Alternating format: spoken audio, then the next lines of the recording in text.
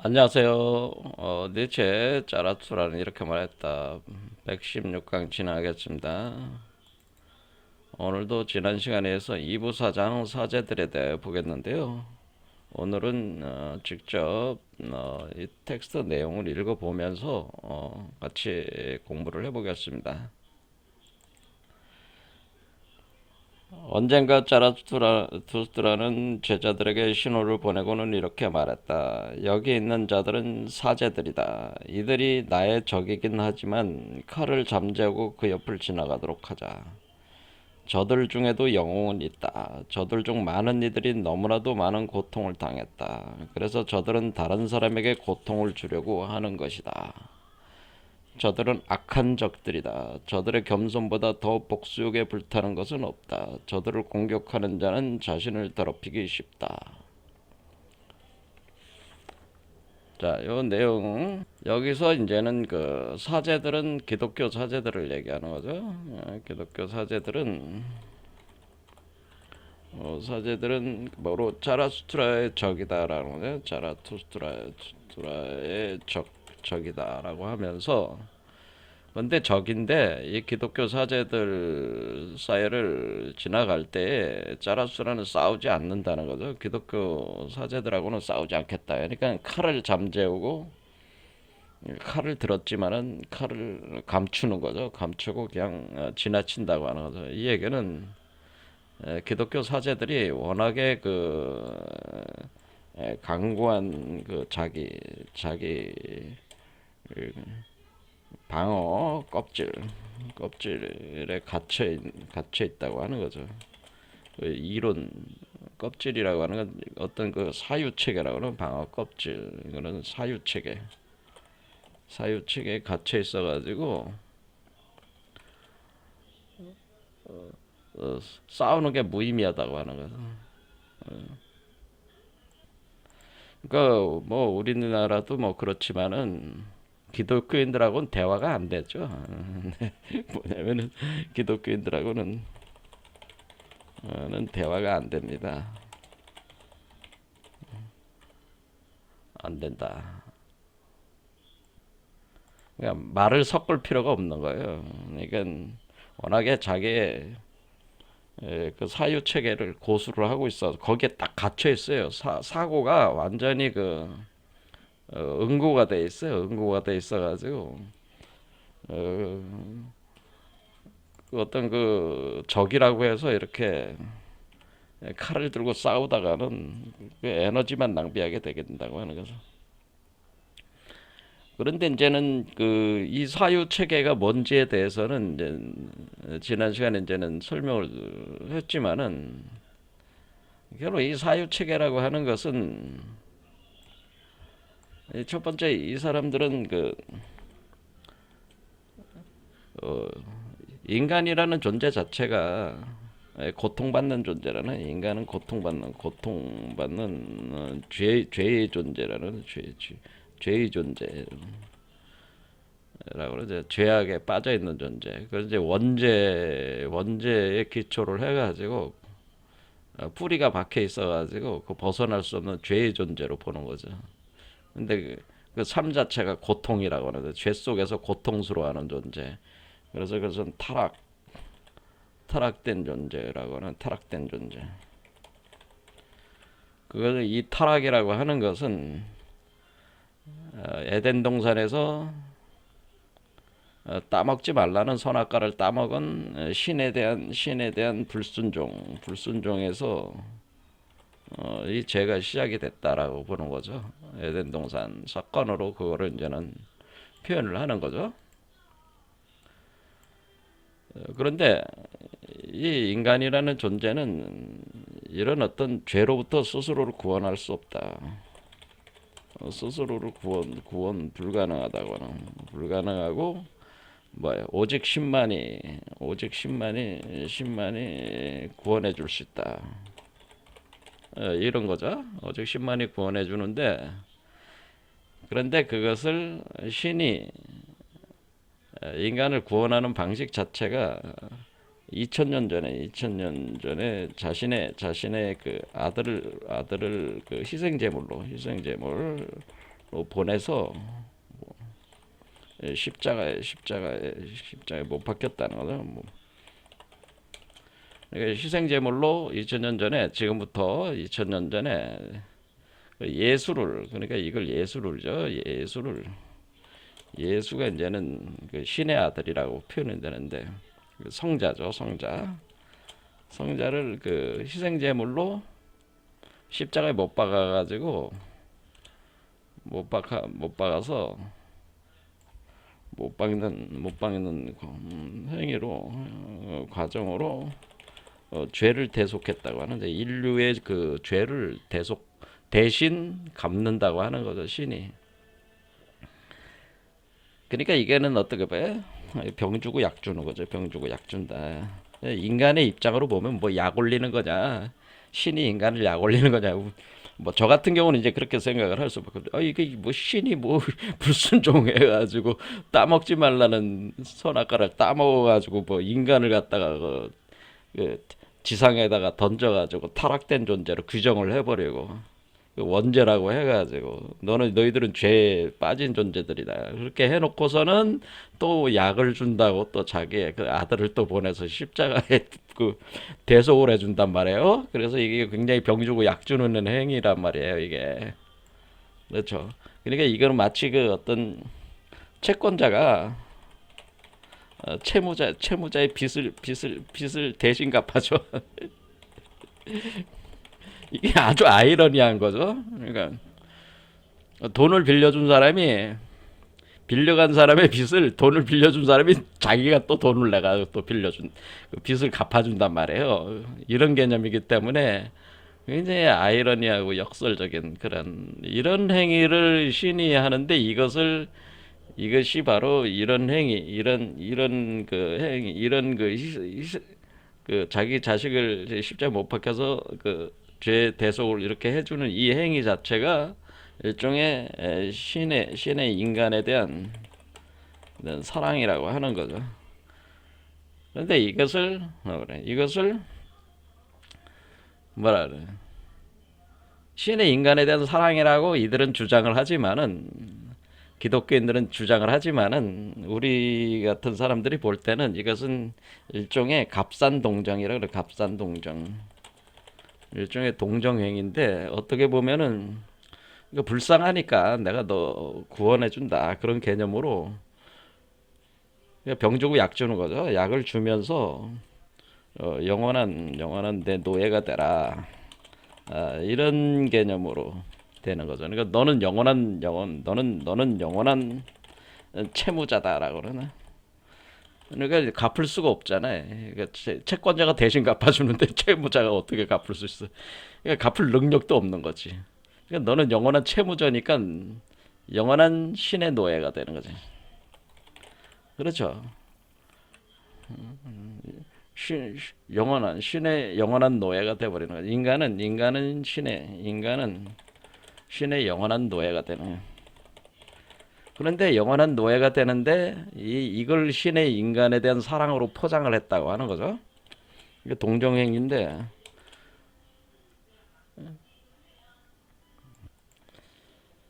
그래서 여기서 이제는 뭔 얘기냐면, 인간은 신의 영원한 노예가 돼버려가지고 그 신이 하라는 대로 해야 돼. 근데 문제는 이렇게 이게 이 자신의 아들을 십자가에 못 박혀서 이렇게 죽여가지고 이 인류의 죄를 대속을 했다라고 하는 이 사실 자체에 대한 이거를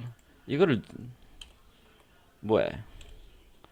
뭐 믿어야 되는 거죠. 믿음. 그래서 믿음이라는 걸 이제 강조. 이걸 믿어라라고 하는 거죠. 이 메시지를, 이걸 복음이라고 하는 거죠. 복음을 믿어라. 예, 굿뉴스라고 하는 거죠. 이게 이제는 기독교인들이 얘기하는 굿뉴스다라는 거. 그래서 이 굿뉴스를 어떻게 해요? 이 복음을, 예, 세상에 퍼뜨려라라는, 세상에 이걸 전도하는 거죠. 전도. 세상에 널리 알려라. 그러니까 노예들을 많이 확보하라는 거예요. 영원한 노예들을 좀 많이 확보를 하고, 이 복음을 믿는 자들, 이 복음을 믿는 자들에게 이 구원이 실현된다거나 이 복음을 믿는 자들에게 자들이 구원이 실현된다는 구원이 실현된다 하는 거예요. 그러니까 이 사람들을 많이 확보를 해야 되네. 그러니까 이게 이 복음을 많이 알릴수록 뭐예요? 이 신의 사랑을 사람들에게 알려주고 그것을 통해서 사람들에게 굿뉴스를 전해가지고 그 사람들이 얼마하여금 구원에 얻게끔 할 수 있는 기회를 주고 그 사람들이 그 신의 사랑을 느끼게 해준다고 하는 거죠.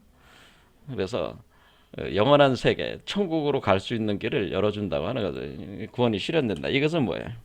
이것은 결국 우리가 선악과 사건, 이게 선악과 사건에 있어서의 우리가 이제 부활이라는 게 있는 거죠. 여기서 부활은 뭐예요? 생명과를 생명과를 먹는 행위잖아요.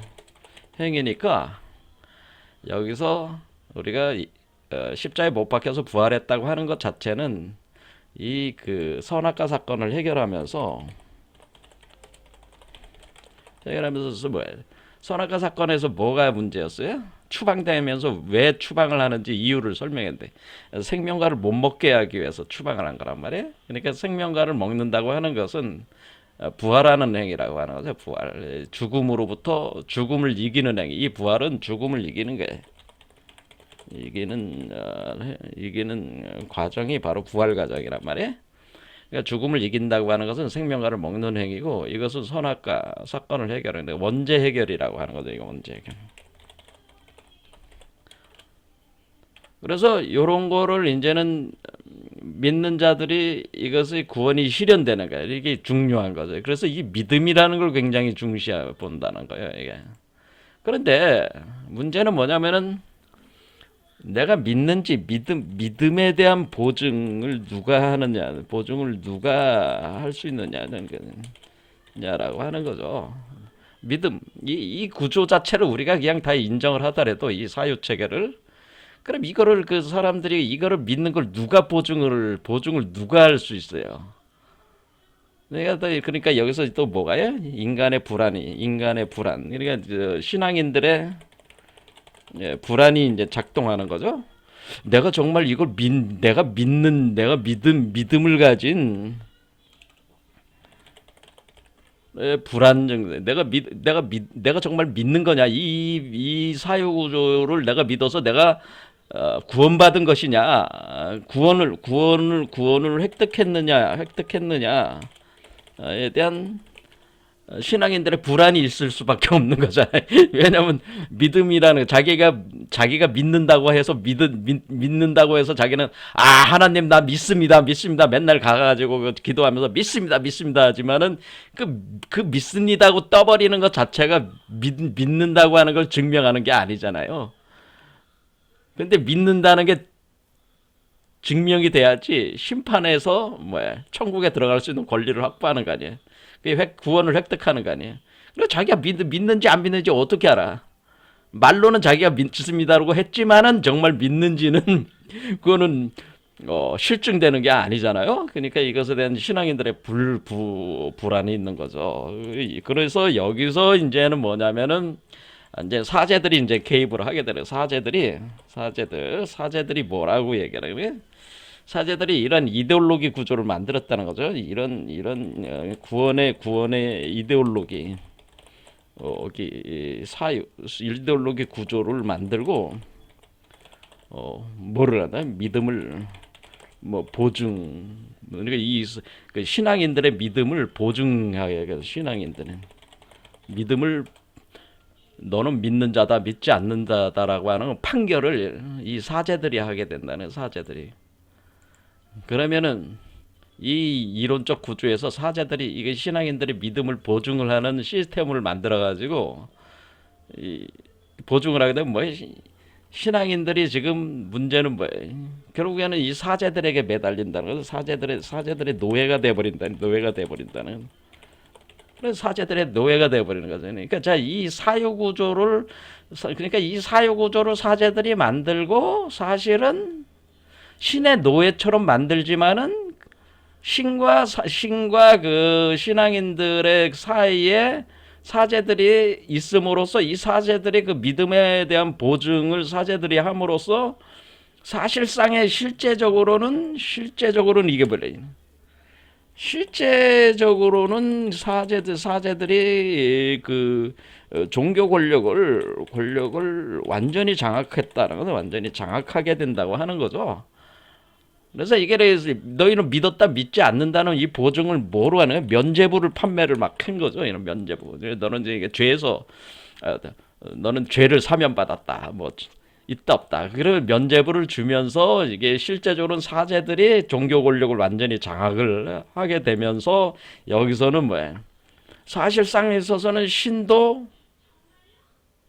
옴짝달짝 못하게 만들고 이 신앙인들도 옴짝달짝 못하게 만들어 버렸죠. 신도 죽이고 신앙인들도 그 감옥에 가뒀다는. 그러니까 자신들의 만들어낸 이 사유의 감옥에 이 이데올로기 감옥에 가둬서 지배한다고 하는.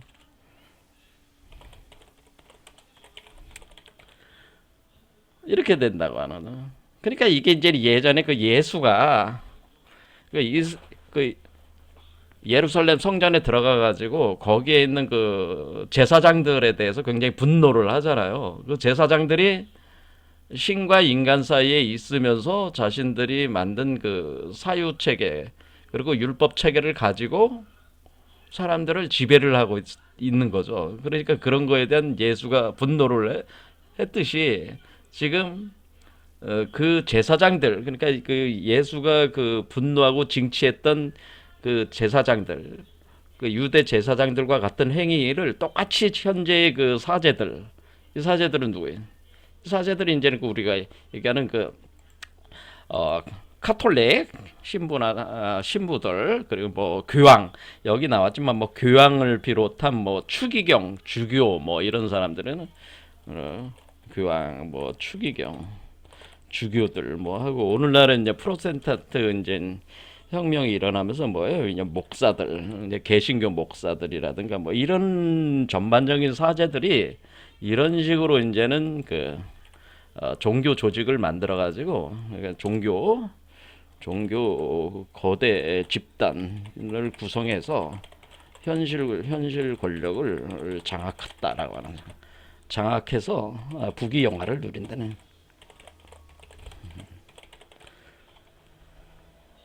그래서 이들은 이 현실 권력을 이용해서 뭐를 하는 거예요? 현실 권력을 이용해서 이단 심판을 하고 마녀 사냥 같은 걸 하요. 마녀 사냥을 어떤 그 자신들이 얘기하는 적그리스도라고 이렇게 규정을 해가지고 현실 권력을 이용해서 자신들의 마음에 안 드는 자신들의 잠재적인 적이 될 수 있는 현실적 적과 잠재적인 적들을 어떻게 하는 거예요? 이단 심판을 걸고 마녀 사냥으로 어때 절멸시키는 그 어떤 절멸시킨다고 한다. 절멸시킨다. 없애버리는 그런 과정을 거치는데 이것이 중세 시대에 그 어떤 뭐가 있냐면은 당시에 그 로마 카톨릭의 그것에 저항을 했던 영주주의 기독교인들에 대한 대대적인 그 이단 심판, 마녀 사냥으로 이게 얼룩지죠. 그래서 수백만 명이 이제 살해해서 죽여버리는 거죠. 아예 그냥 그걸 현실적으로 아예 그냥 쓸어서 그냥 화형을 시켜버리고 죽여버리는 거예요. 그러니까 사회적으로 완전히 매장을 시켜버리는 거죠. 사회에서 그러니까 지금 현실 권력, 정치 권력까지 현실 권력은 이 종교 권력뿐만 아니라 이들이 무엇을 쥐었어요? 정치 권력까지 다 쥐은 거니까 이들이 그러니까 이 사람들한테 이단이다 마녀다 이렇게 딱 찍힌 사람은 정치적으로도 죄인이야. 그렇죠. 이제 이렇게 이게 이 사람들은 뭐 그러니까 종교적 죄인은 정치적으로도 죄인이 되는 거죠. 그러니까 이 정치 권력도 장악했으니까. 그러니까 너는 정치적으로도 죄인이 되니까 뭐를 국가의 그 권력, 사법적 권력들을 이용을 해가지고 그 사람들을 사회에서 완전히 매장시켜 버릴 수가 있는 거죠. 이런 식의 에, 작업들을 기독교 사제들이 계속 해왔지 않습니까? 중세시대. 그래서 이게 모든 게 여기 뭐, 그러니까 이단 사냥, 마녀 사냥도 하면서 뭐야? 이게 그 우리가 뭐야? 그 검열하는 거죠. 사정 검열. 이게 정신 검열을 하게 되는 거죠. 종교 의식 어떤 검열 작업, 검열. 그러니까 검열이라는 게 뭐예요? 자신들이 세우는 이 사유 구조, 이 구조에 그러니까 어떤 철학자들, 신학자들도 이 구조에 벗어났냐 안 났냐 그게 이제 우리가 나오는 게 뭐예요? 코페르니쿠스라든가 이런 사람들, 뭐 갈릴레이 같은 사람들이 이제는 뭐 티코브라에 같은 사람은 직접 이제 화형 당하기도 했지만은 그 같은 방식으로 과학적인 어떤 그런 사유 체계를 이렇게 그 자신들이 구조에서 만들어낸 그 이 사유 체계 벗어나는 것들에 대해서는 어떤 그런 신학적 어떤 그런 방향성이라든가 철학적 구조도 다 검열을 하고 이단으로 몰고 마녀로 몰아가지고 없애버리는 구조로 이렇게 계속 진행을 했다고 하는 거죠. 그런데 대개 이 서양 철학이라고 하는 서양 철학은 이제는 보면은 어떤 게 있냐면은 서양 철학은 사실 서양 철학이라고 할 만한 것은 사실은 이 당시 중세 시대에는 사실은 거의 신학이죠.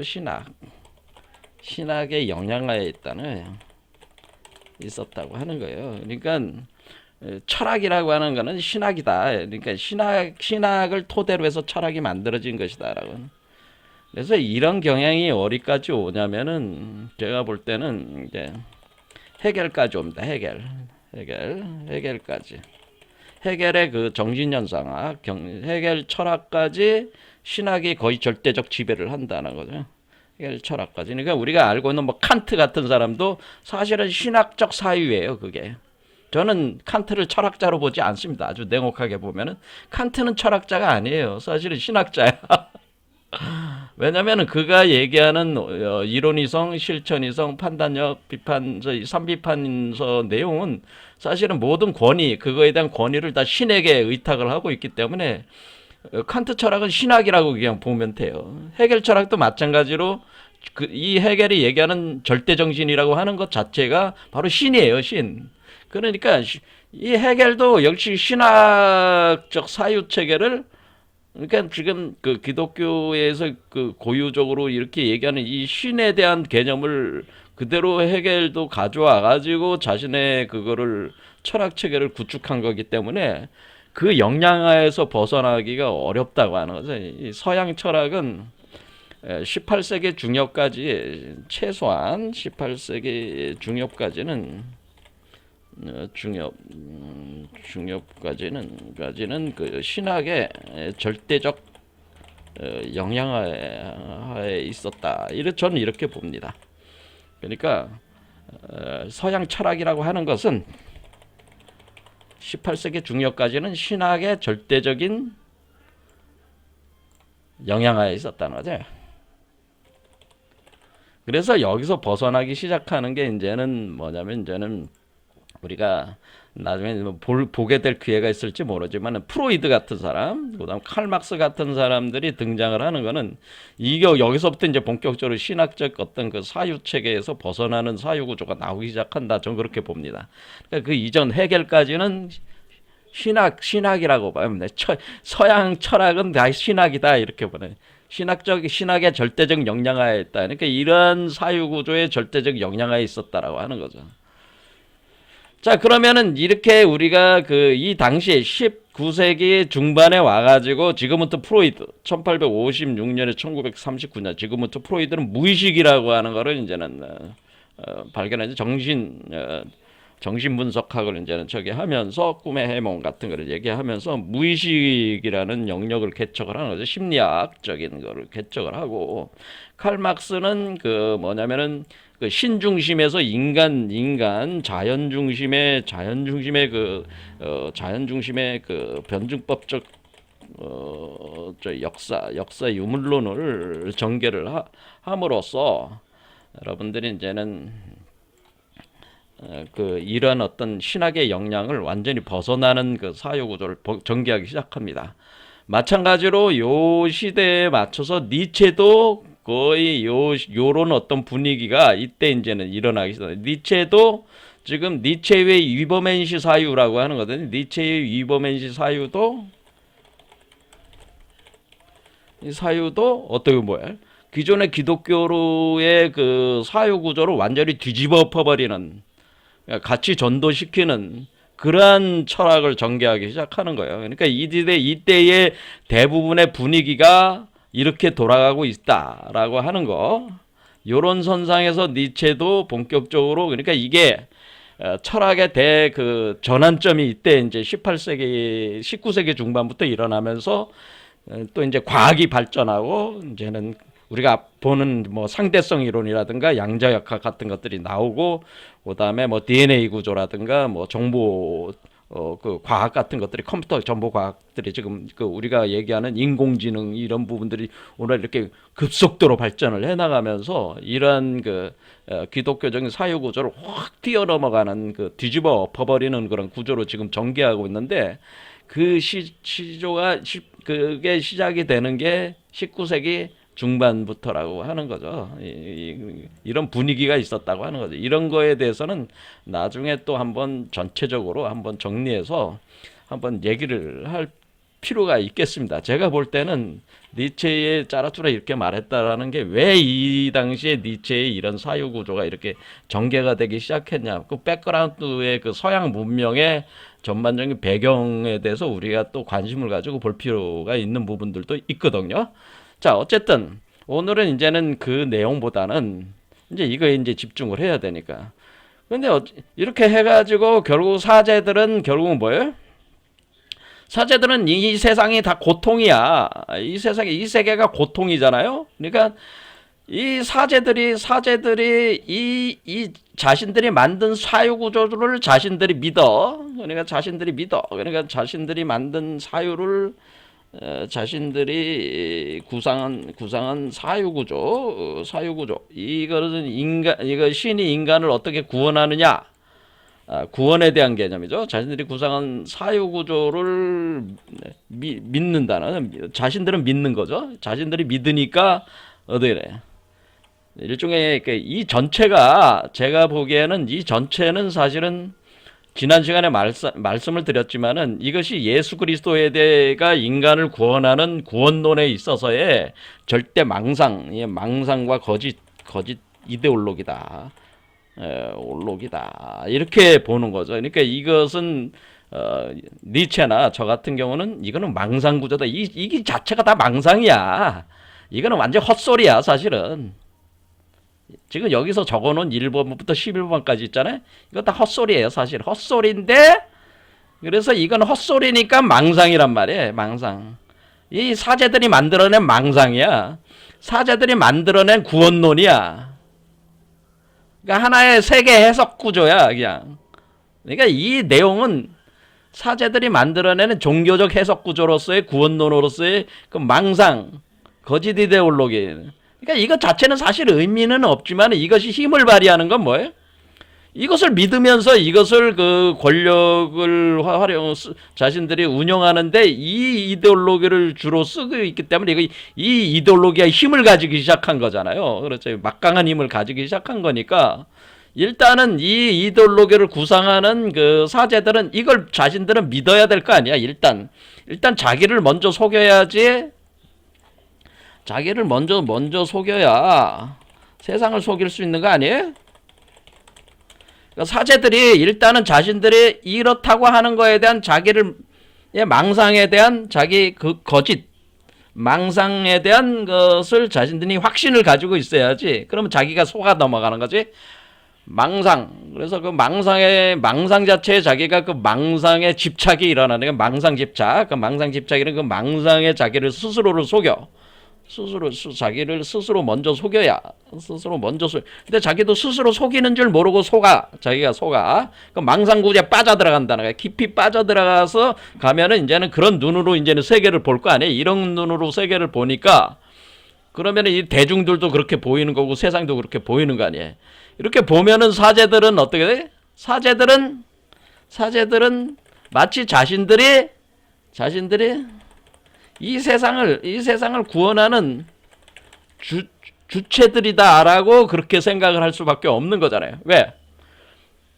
지금 하나님께서 자신의 아들을 희생제물로 보내가 십자가에 못 박혀서 그래서 3일 만에 부활을 시킨 이것을 통해서 인간에게 사랑을 하고 그것을 구원을 해나간다고, 이 세상을 고통에 있는 인간, 죄악에 빠져있는 인간을 구원해 나간다고 하는 이러한 이데올로기를 어떻게? 세상에 널리 알려야 될 거 아니야. 이거 아주 중요한 복음 아니야. 복음. 굿뉴스잖아요. 굿뉴스를 이 세상에 널리 알려라. 그래, 널리 알려. 너희들 땅끝까지 가서 이게 알려라. 이렇게 하는 거지. 근데 이 알리는 조직을 만든 거 아니야. 지금 이 사제들이 만든 종교 교회라든가 이런 건 다 뭐야. 이런 걸 하기 위해서 굿뉴스를 알리고 굿뉴스를 더 깊이 인식시켜 나가는 조직으로 만든 게 지금 이 종교 조직들이란 말이에요. 그런데 이 사제들이 거기서 중요한 역할을 하잖아요. 그러니까 사제들 입장으로 볼 땐 뭐예요?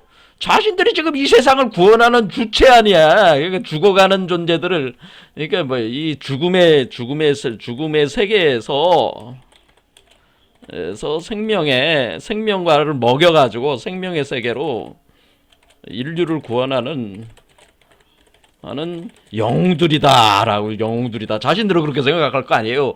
야, 인간들을 이 죽음의 세계에서 이 생명의 세계로 구원을 하는데, 이 구원 메커니즘을 수용하게 함으로써 이 사람들을 구원해 주는 거에 자기의 역할을 하는 거니까 얼마나 자신은 엄청난 영웅적 행위를 하고 있는 거예요. 그리고 그거를 위해서 뭐를 하는 거야? 순교를 하려는 거예요. 순교.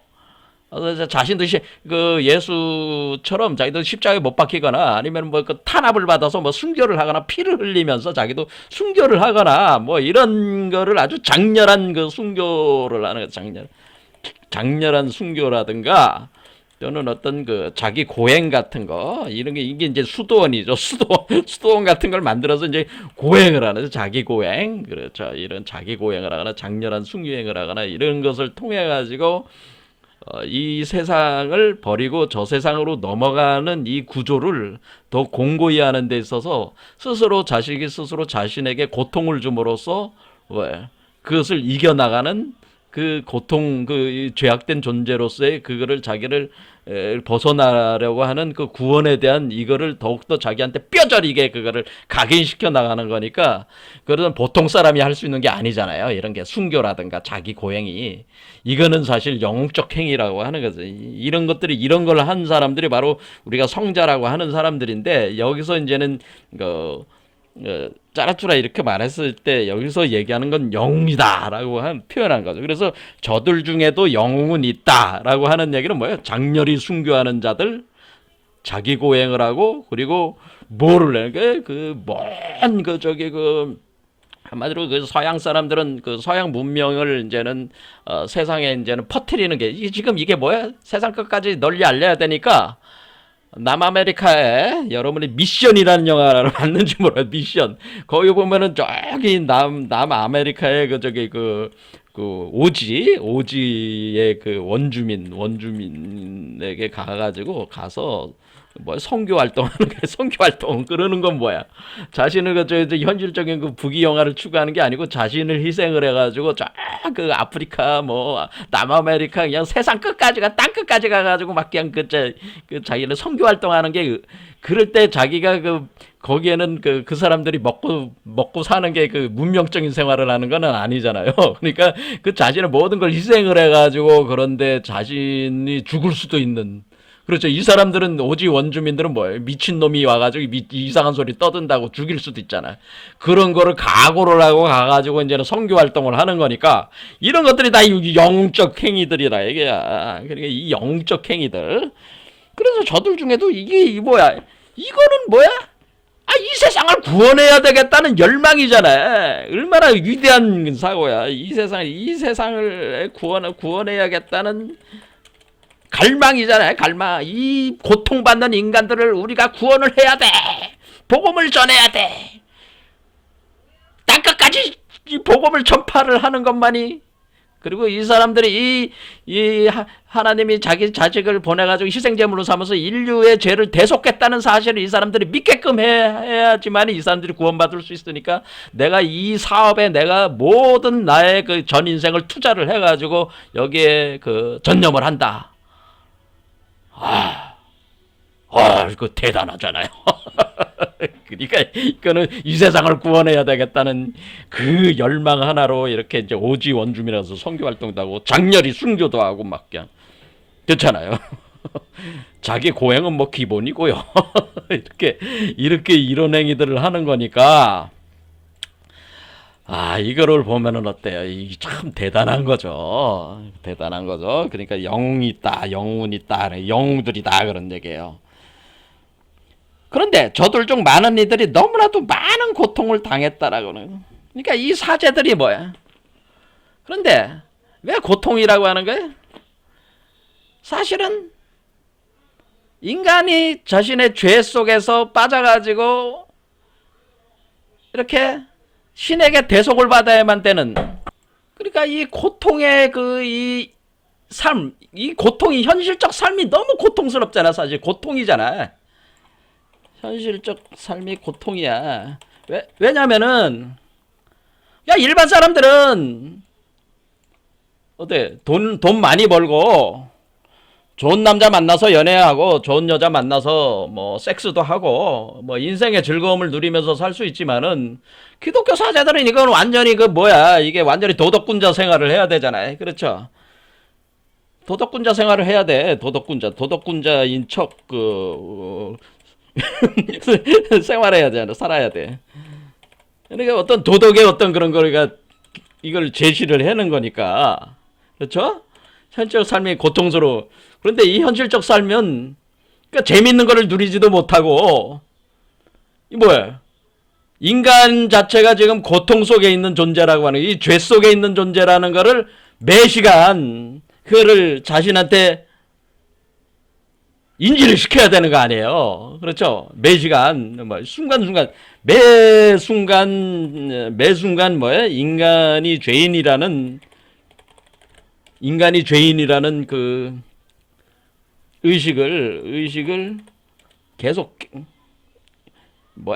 깨우친다는 계속 자각시킨다라고 하면은 여러분들이 이제는 삶을 살 때 나는 죄인이야, 나는 나쁜 놈이야, 나는 뭐 죽일 놈이야, 나는 정말 하나님 앞에 가서 양심도 없는 놈이야, 나는 원죄가 있는데 우리 예수님께서 나를 십자가 못 박아서 나를 구원해 줬어, 뭐 이런. 그런데 나는 그거에 비해서 아무것도 난 갚아줄 수 없어, 나는 너무 초라한 놈이야, 뭐 이런 식으로 이제 끊임없이 자신이 이런 거를 계속 자기를 하면서 그러기 위해서 내가 하나님에게 조금이라도 예수님에게 내가 조금이라도 갚기 위해서는 내가 선교 활동도 하고 내가 이것도 하고 내가 가진 거 다 바쳐야 되고 뭐 그런 것들을 막 해야 될 거 아니에요. 그렇죠? 선교 활동 못하면 막 가서 자선 사업도 하고 그 이웃 사랑도 하고 그 이웃 사랑도 다 구원받으려는 몸부림이지 사실은. 이 사람들이 얘기하는 게 그렇죠?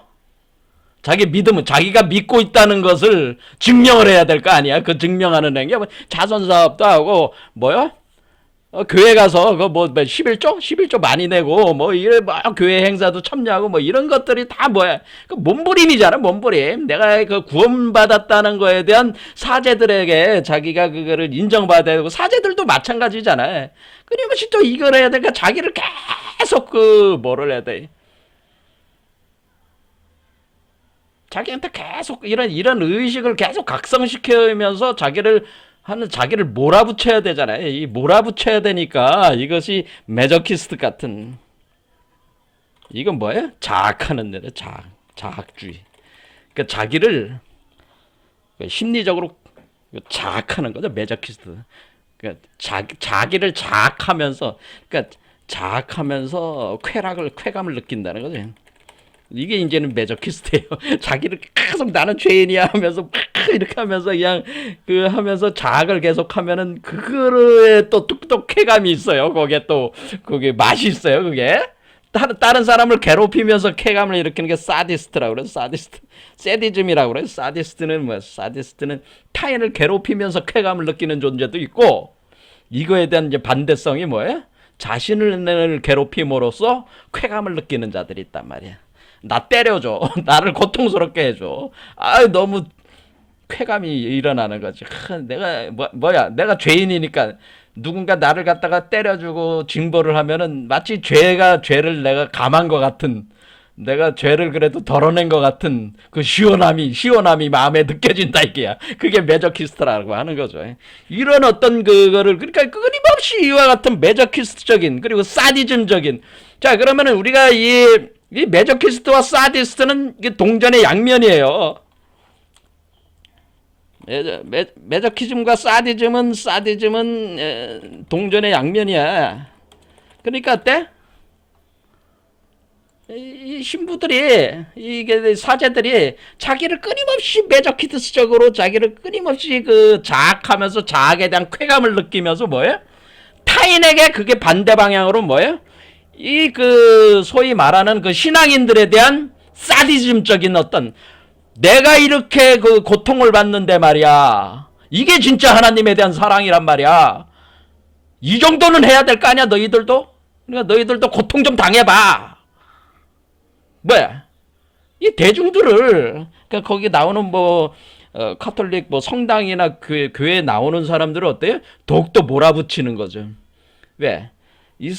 그러니까 이 사람들은 지금 사제들은 어떻게 이제 변질되는 거야?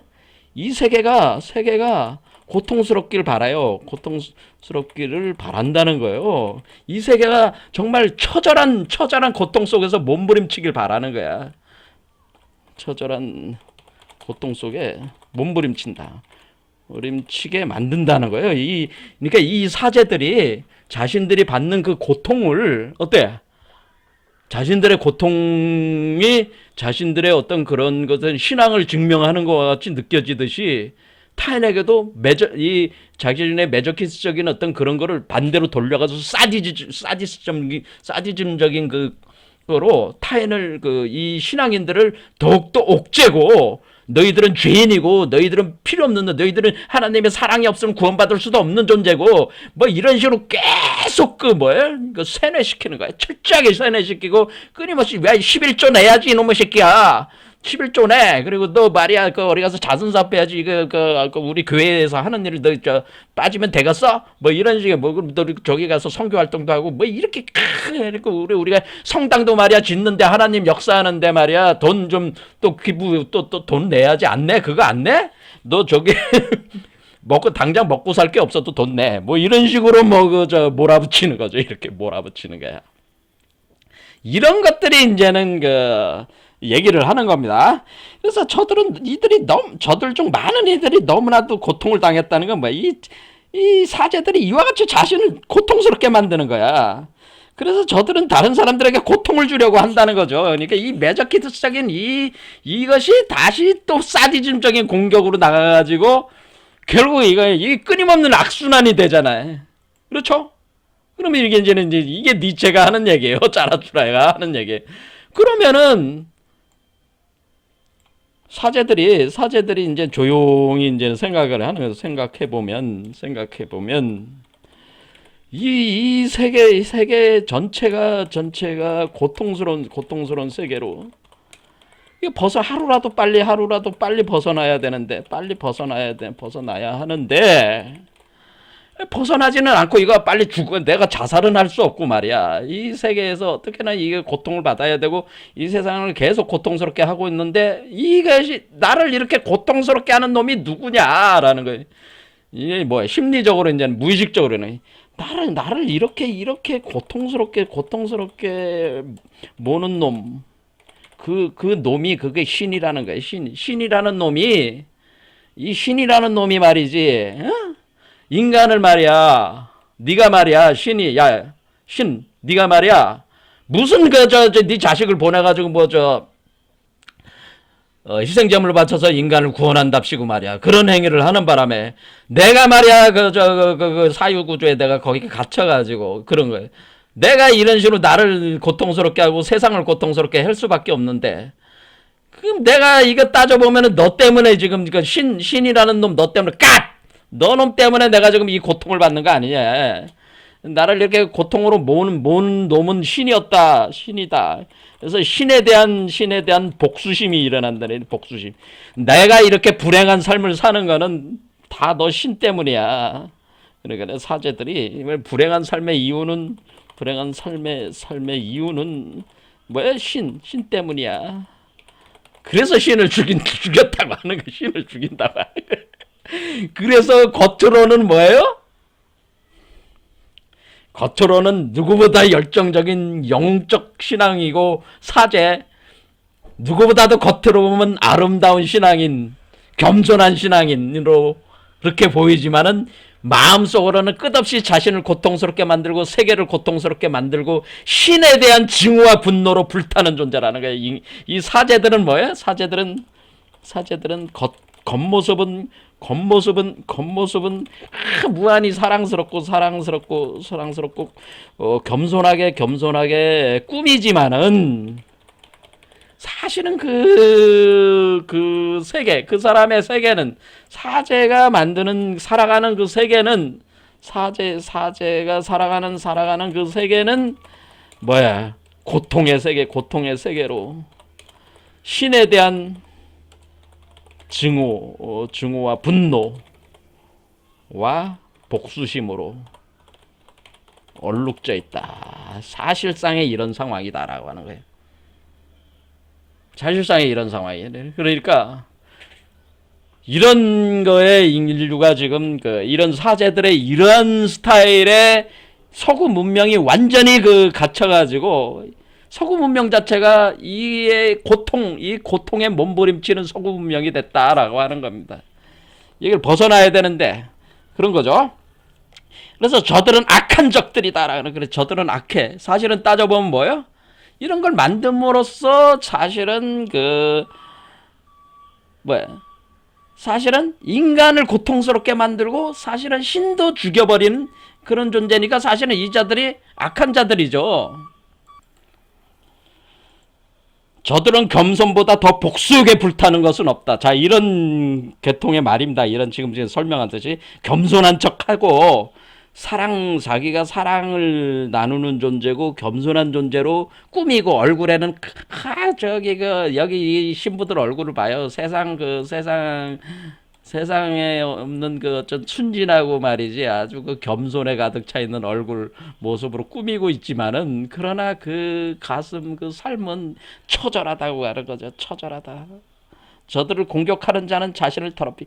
그러니까 이렇게 그 분노와 증오와 그 복수심으로 얼룩져 있고 자신을 고통스럽게 하는 매저키즘과 이 세상 사람들을 더욱더 처절한 고통 속에 몰아들려는 세디즘적인 이런 양면적 양가의 심리의 강력한 그것이 지배하고 있는 사람들이기 때문에 이런 사람들에게 걸리면 뭐요? 골로 가는 거죠, 그냥. 그렇죠. 짜라수트라가 괜히 짜라추라가 지금 기독교 사자들은 짜라추라의 적인데 이런 기독교 사자들을 잘못 건드렸다가는 이게 짜라추라 좀 골로 간다는 얘기야. 그러니까 이게 뭐야? 저들을 공격하지 말란 얘기야. 자신을 더럽힌데 결국 짜라추라가 칼을 쥐고 있지만은 칼을 안 쓰는 이유는 뭐야? 이거 잘못 건드렸다가는 이거 뭐야? 골로 가게 생겼잖아. 이거 답이 없는 사람들이야. 이 사람들은 지금 답이 없는 사람들이니까 저기 하지 말자라고 하는 겁니다. 자, 시간이 많이 흘러가지고 얘기하다 보니까 됐습니다. 자, 이거 구절 하나 보고 가겠습니다. 나중에 나올 구절인데 미리 보겠습니다. 오늘은 여기까지 하고 요 구절만 보고, 자, 저들은 시체로 살아갈 생각이었고 그렇게 자신들의 시체를 검은 천으로 감쌌다라고 하는 건데, 검은 천으로 감쌌다라고 하는 겁니다. 저들의 설교에서 나는 아직도 시체 안치실의 역겨운 냄새를 맡는다네. 왜 이 사람들은 시체로 살아가는 거 있는 거예요? 이 사람들이 지금 우리가 이 신부들이 입고 있는 이 신부복 있잖아요. 이거를 수단이라고 그래요. 수단인데 검은색 옷이잖아요. 이 검은색 옷에 흰 컬러가 있는 거잖아요. 이렇게. 이게 수단이라고 합니다. 수단. 근데 이 사람들이 근데 왜 이 검은색을 입고 있느냐? 검은색 옷을 입었다네. 그러니까 자신들의 시체를 검은색으로 감쌌다는 건 이 사람들은 몸을 지금 검은색으로 감싸고 있다고 하는 거예요. 그래서 왜 검은색으로 입었냐? 있는가? 이거는 이 사제들도 얘기합니다. 이 세상에서 죽은 자들이라고. 자신들은 이 세상에서 죽은 자들이라는 거예요. 그러니까 이 죽은 자들이기 때문에 자신들이 시체다라는 자신이 시체다라고 하는 걸 얘기를 한다는 거예요. 자신은 세상에서 죽은 자들이에요. 그러니까 지금 뭐예요? 자신은 천국으로 가려는 자들이잖아요. 이 세상을 버리고 저 천국으로 간다. 가기 위해서 이 세상에서 죽어야 된다고 하는 거죠. 그래서 자신들은 이미 죽었다고 하는 것을 표현하기 위해서 검은색 수단 옷을 입는다고 하는 거죠. 그래서 자신들이 시체라고 하는 걸 얘기를 하는 겁니다. 이들은 이 세상이 기쁨으로 가득 차는 걸 원하지 않아요. 이들은 이 돼지가 기쁨으로 차는 걸 원치 않아. 왜냐면 이 세계 자체가 죽음의 세계니까 버려야 될 세계란 말이야. 이 세계는 죄악의 세계니까 철저한 죽음의 세계니까 무덤의 세계. 그러니까 뭐 이 돼지가 다시 생명력의 기쁨으로 차는 걸 원하지 않는다. 그래서 이 세계가 고통스러운 세계래. 그러니까 고통스러운 세계니까 얼마든지 더 고통스럽게도 상관이 없는 거야. 이 세상이 개판이 돼도 이 사제들의 생각은 뭐예요? 이미 죽은 세상인데 뭐 죽은 세상이 더 죽어봐야 얼마나 더 죽겠냐는 거야. 죽은 세상이 뭐 핵전쟁으로 망해봐야 거기서 거기 아니냐 이런 얘기와 같은 거죠. 죽은 세상인데 뭐 한 번 더 죽는다. 뭐 그게 뭐 핵전쟁 일어나봐야 거기서 거기 아니냐. 고통을 당해봐야 뭔 차이가 있냐. 그러니까 더 고통스럽게 만들 수가 있다는 거지. 그래서 이 자들은 그러니까 이 사람들은 지금 시체로 살아갈 생각이네. 이 세상에서 사람들을 기쁨으로 차는 그런 삶을 살게 하고 싶어 하지 않는다고 하네. 그럴 이유를, 그러니까 이 논리 구조 자체가 이미 이 사제들이 이미 이런 논리 구조를 자신들이 수용을 하고 있는 거란 말이에요. 그래서 이들은 이미 시체이기 때문에 시체 안치실에 역겨운 냄새를 풍기고 있다네. 그러니까 신부들은 시체이기 때문에, 이 사제들은 시체이기 때문에 역겨운 냄새, 신부와 그 목사들의 몸에서는 역겨운 시체 냄새가 풍긴다는 거야. 이 세계를 그 사람들은 이 사제들, 이 신부, 카톨릭의 신부와 저 개신교의 목사들은 이 세계가 죽음의 세계로 보는 거예요. 고통스러운 세계니까 얼마든지 더 고통스럽게 만들고 처절하게 고통스럽게 만드는 것밖에는 관심이 없지. 사실은 이 세계가 기쁨의 세계로 되는 거를 원치 않는다고 하는 거예요. 왜냐하면 자신들의 사유 구조에서는 이미 구원은 끝났잖아요. 그렇죠? 자, 이런 식으로. 그러니까 뭐예요? 이 세계에 있어서 자신들은 영원히 이 세계에 있어서는 뭐예요? 현실 권력을 누리면서 이 세계를 기쁨으로 가득 차게 만들, 이 세계를 기쁨으로 채우려는 존재를 용납하지 못한다고 하는. 그러니까 만약에 예수가 다시 오면 화형당한다는. 예수가 이 세계의 사람들에게 기쁨을 주기 위해서, 삶의 기쁨, 생명의 기쁨을 주기 위해서 다시 이 세상에 온다면은, 만약 그런 식으로 온다면은 이들은 용납할 수 못한 그런 존재를 예수라도, 하나님의 아들이라도 용납하지 않아. 그런 자들은 다 화형을 시켜버려요. 이단으로 몰아버리고 화형시켜버린다고 하는 겁니다. 이런 식으로 이제 얘기를 하는 거죠. 짜라수라 이렇게 말했다. 여기서 오늘 여기까지 봤습니다. 다음 시간에 다시 또 이제는 얘기를 해보도록 하요. 감사합니다.